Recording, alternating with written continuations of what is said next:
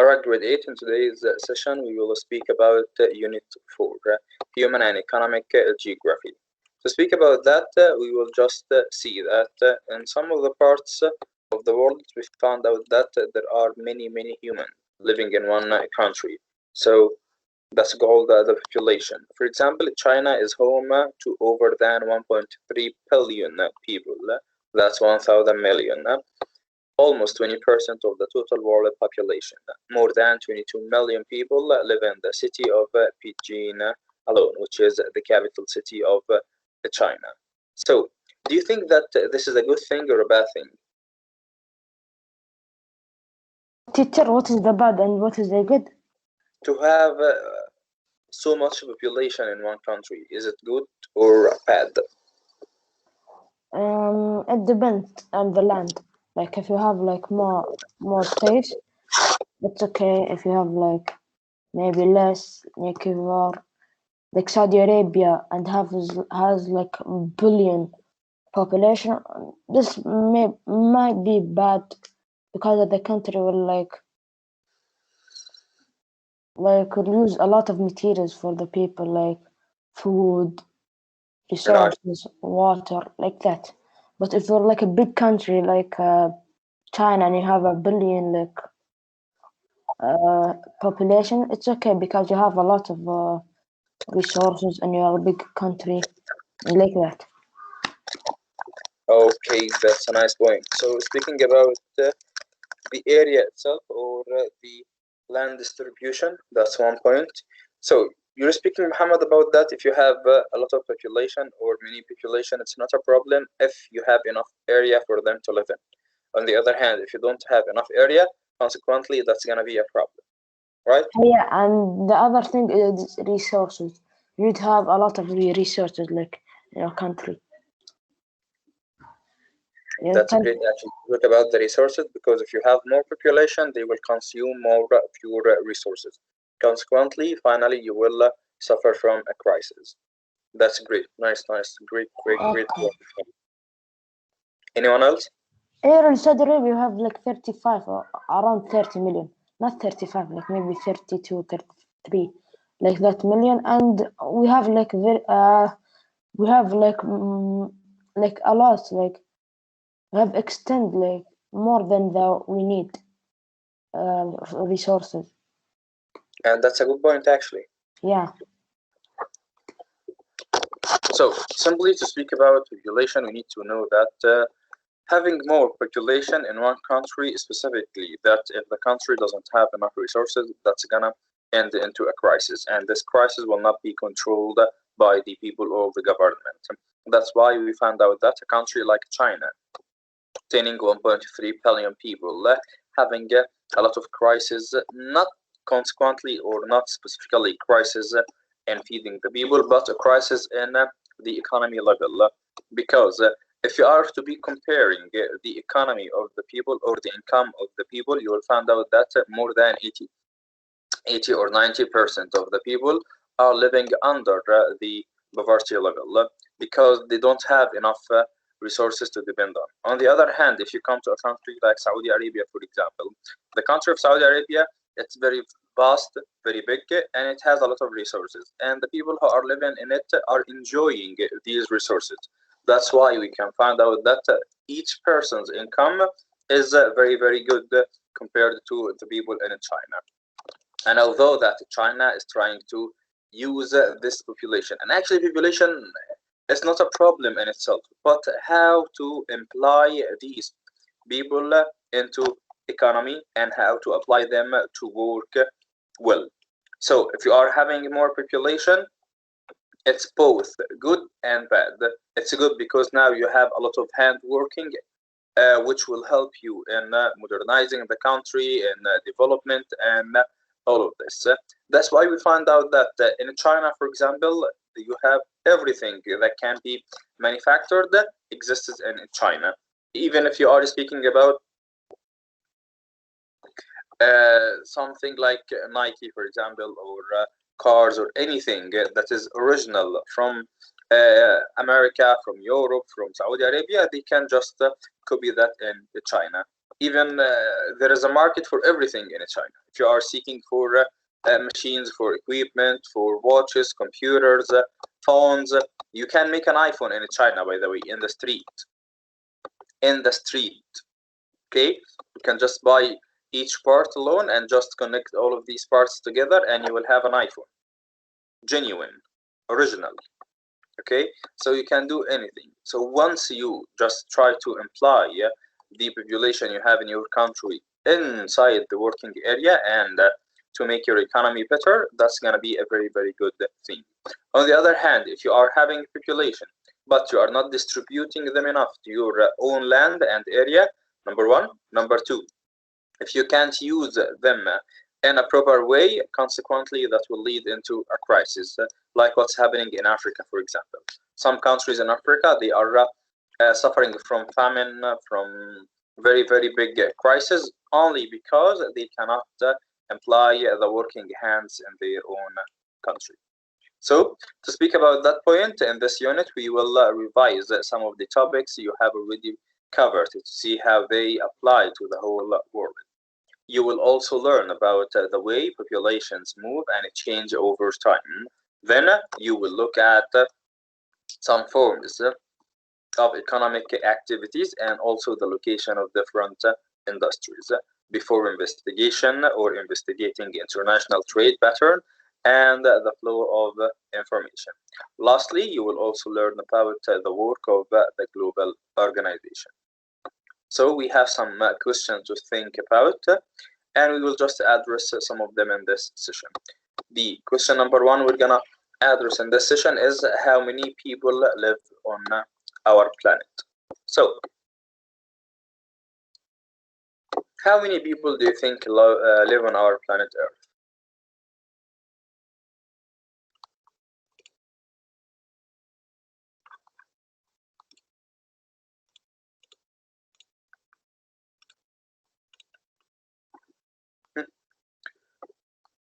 How many people are living on our planet?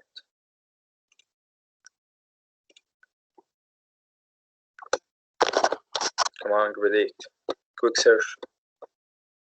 Yes, teacher. How many people are living on our planet?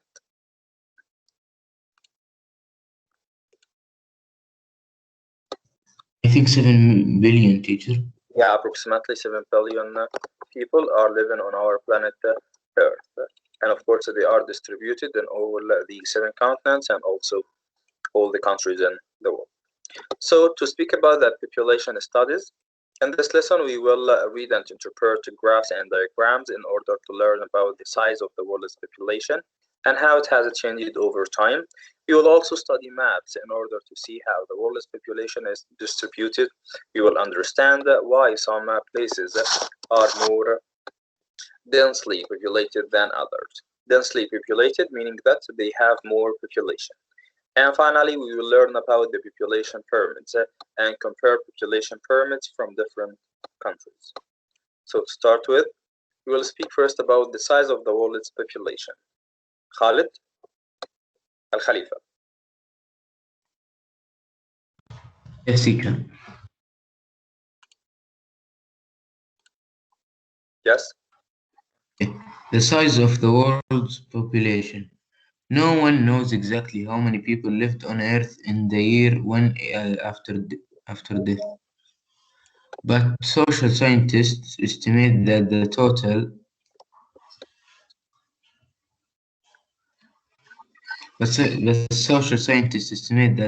population at that time was around 250 million. The United Nations reported that on 31 October 2011, the number of people on Earth reached 7 billion. Today, there are even more people than that because the population increases all the time. The diagrams and the graph below show how the world's population has grown and changed over time. Each dot represents 100 million people. So, to speak about, of course, the year 180, that's approximately 2020 years ago. In the year AD, of course, no one knows how many people were living on the planet Earth. Yet some scientists estimate that number to become 250 billion. Who is that?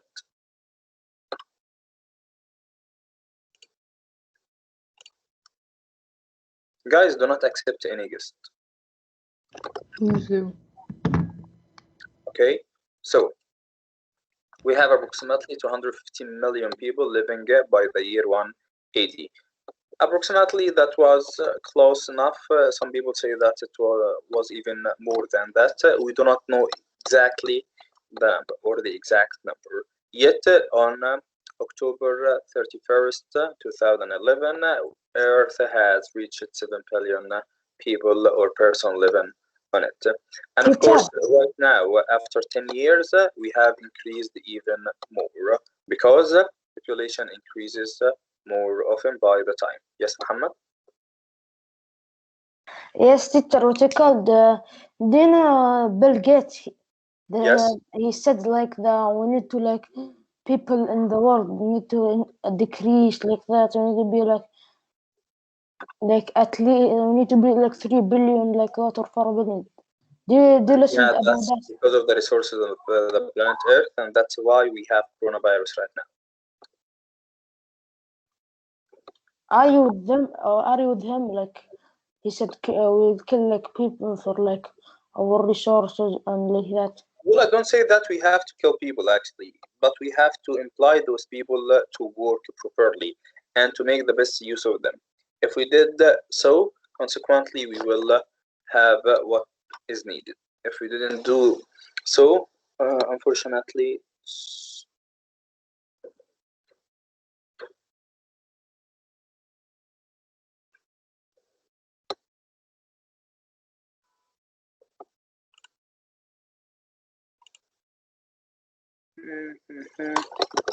okay, so Muhammad, it's just about how to use your men properly. So, for example, if you have a country like Egypt and compare that to China. So, if we sit on employment, Egypt is like around, I think around 90 million or 100. 110 million. I remember like Employment before, rate like in China, for example, I remember like before 5 years it were like 9 million. 90. No, I mean 90. Sorry. Yeah, right now they have reached 110 million. So, for example, in the year 2021, in a country like China having over a billion people living in it, 1,300,000,000, and over that, even more than that, like 1 billion and a half. So the unemployment rate is 3.64%. So they are using all the people in the country and they are employing them properly. Let's go to a country like Egypt. You will find out that in 2018 it was 11.59%, and that's a lot actually.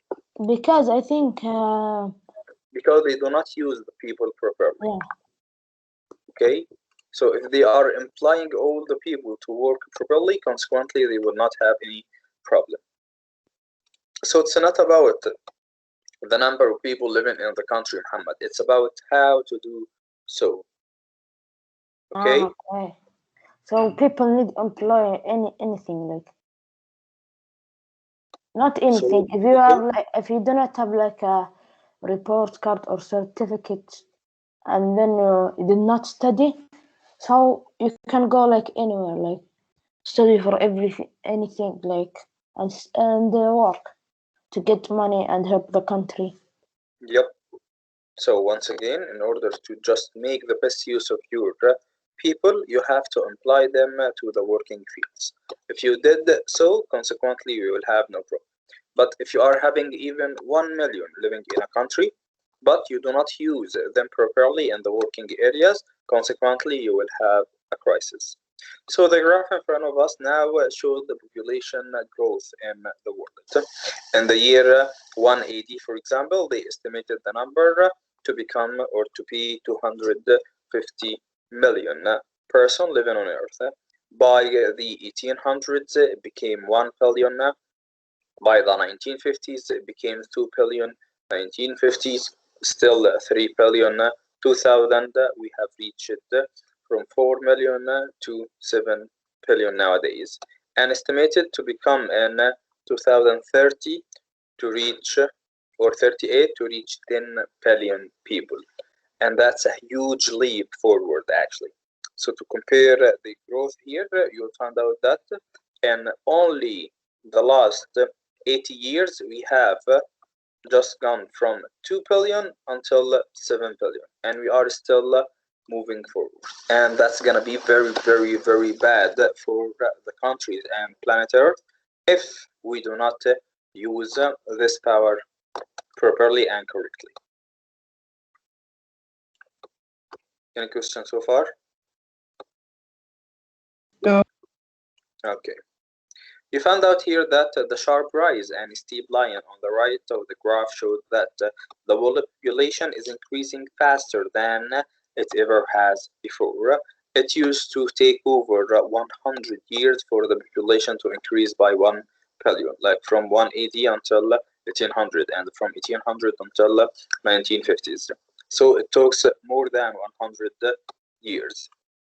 But right now, today, it takes only 12 years for another 1 billion people to be added to the population. That's an increase of about 83 million people a year. And that's a lot. Very, very a lot. So what about the regional differences? The regional differences, of course, according to the place of each country. The population of Africa, Asia, and also parts of South America are growing at a faster rate than the population of other parts of the world. Many countries in these regions are poor and underdeveloped. People may not have enough food, clean water is not available to everyone, and healthcare also may be poorer or not available. In many of these countries, the birth rate is much higher than the death rate. So population growth rates are higher, and also population increases in size quickly. And that's actually a very, very big problem for these places and regions.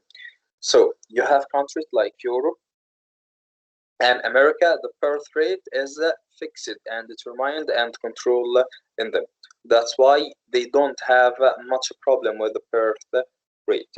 On the other hand, we find Asia, Africa, and some parts of South America, the birth rate is not controlled.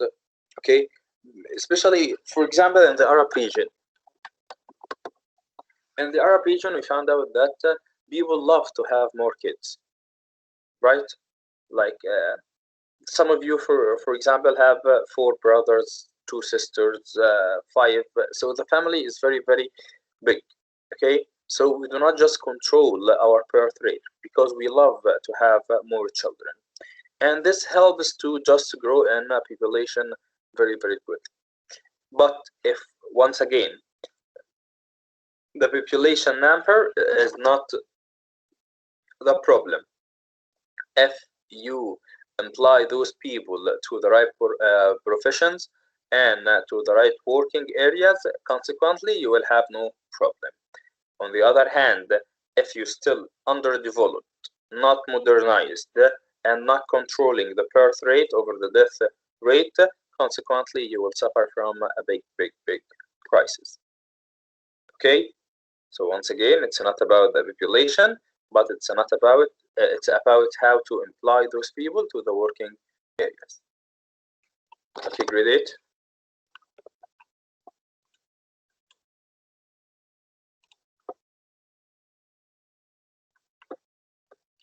In page 148, we're speaking about in developed countries, such as those in Europe and the USA and also Japan. Most people have enough to eat, and there is a high standards of health care available.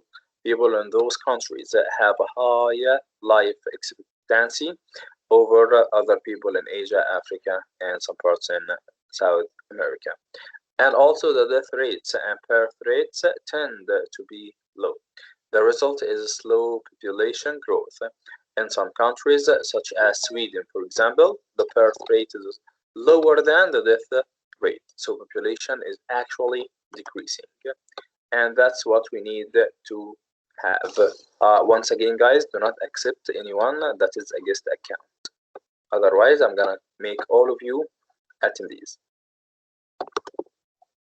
So once again, some people or some countries are controlling their birth rate very, very much. So there is a balance between both birth and death rates. And this will help the country to be stable in the population. There will not be any population growth. And later, this will help the country to make the best use of its own resources. So if you are controlling your birth, and if you have the ability to do so, then you will not have any problem.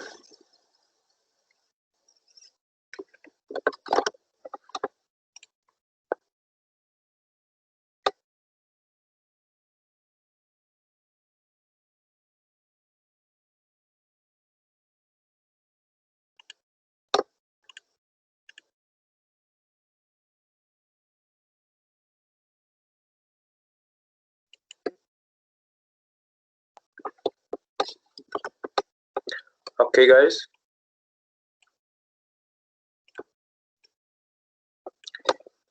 The bar graph in front of us right now shows each region's share of the world population and how this has changed since 1915.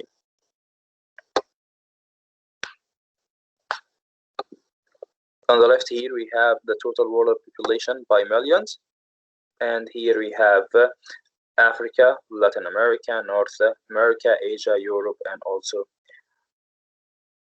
Oceania. So here Asia always has the most population of the world. But if we are looking at North America, for example, you will find out that from 1960, it's very, very stable. Only the years in 2000 and 2012, they have grown a little. Yet, on the other hand, you have Asia, for example, they are increasing by many, many millions. In Africa, they are also increasing, but not like Asia. So the most populous two continents are Asia and Africa, and right now also Europe is a little bit steady and growing by just a few number, and that's a very good thing.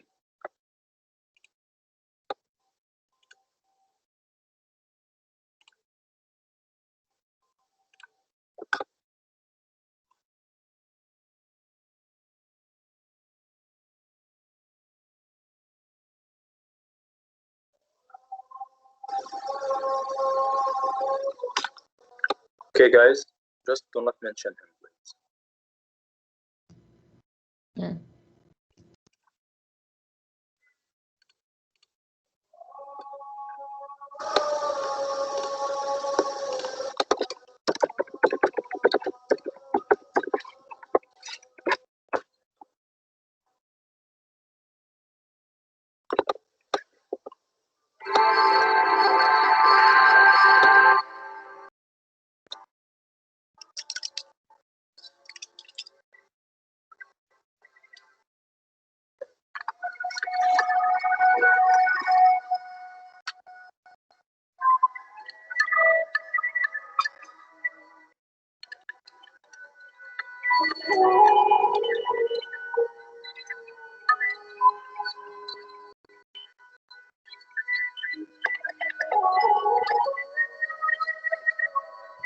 Teacher, I love how it says, sorry, you can't donate in this country or region yet. Like, you can't donate to the entire Earth.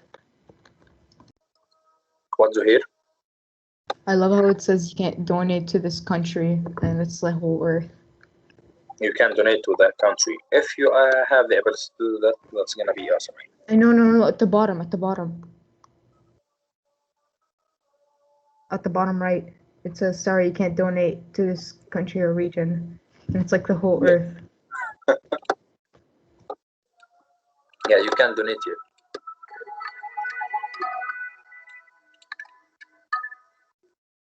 So of course here is the graph, okay, that shows the population by the years.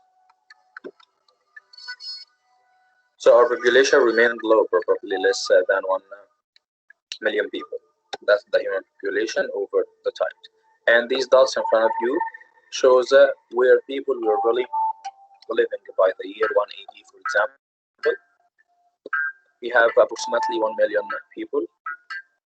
So once again, by the year 1 AD, the exact number is unknown. That's why some scientists just are trying to give us an approximate number.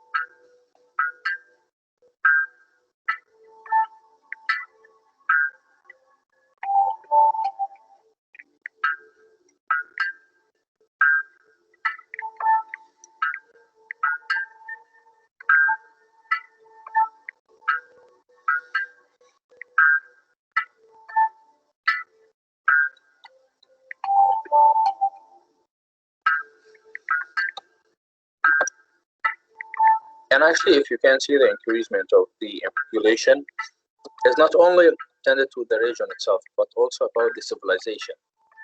Like here, you will find most of the people are living in that area and increasing in that area, because here you have the Indian civilization, here you have the Chinese civilization, here you have the Persian civilization, here you have the Mesopotamian civilization, the Egyptian civilization, and here you have the Greek civilization.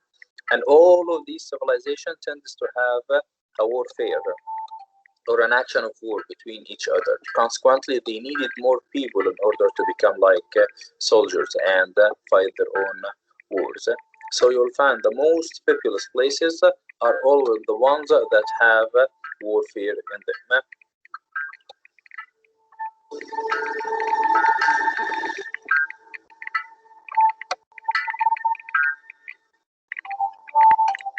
By the year 1200 here, we have reached 363 million. And most of them, again, were concentrated and centered in China and India and some parts of Africa and Europe. And again, all of that because of the warfare.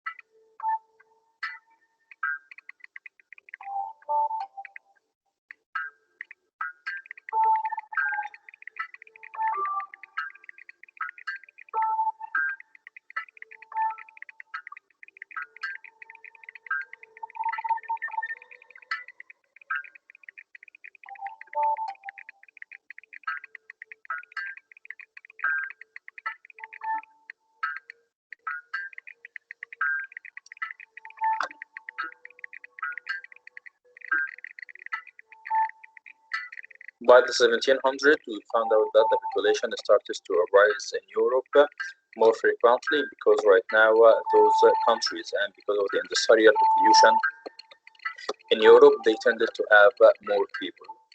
And of course, China and India are still increasing along with the Egyptian people.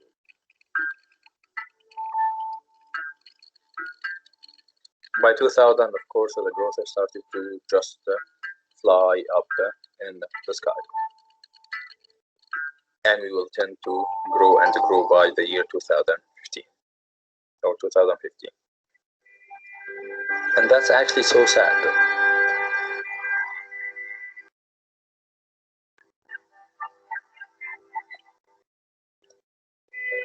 If current trends continue, of course, there's going to be a big problem, because the growth is slowing, because of the average fertility rates are falling in nearly every country.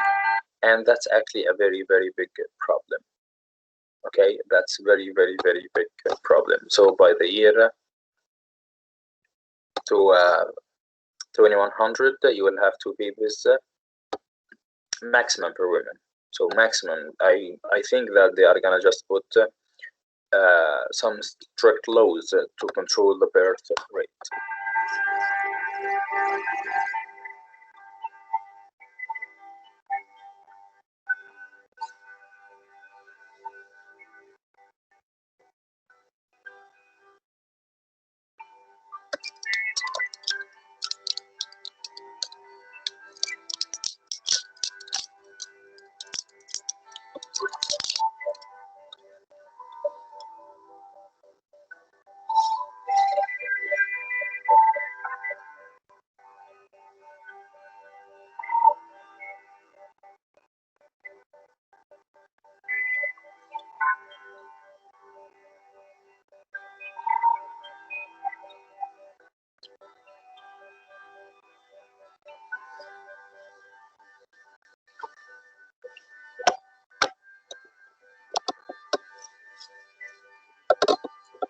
Choices we make today will affect our future, guys. Hope that you enjoyed this session, and see you next session, grade 8. All right, see you. Goodbye.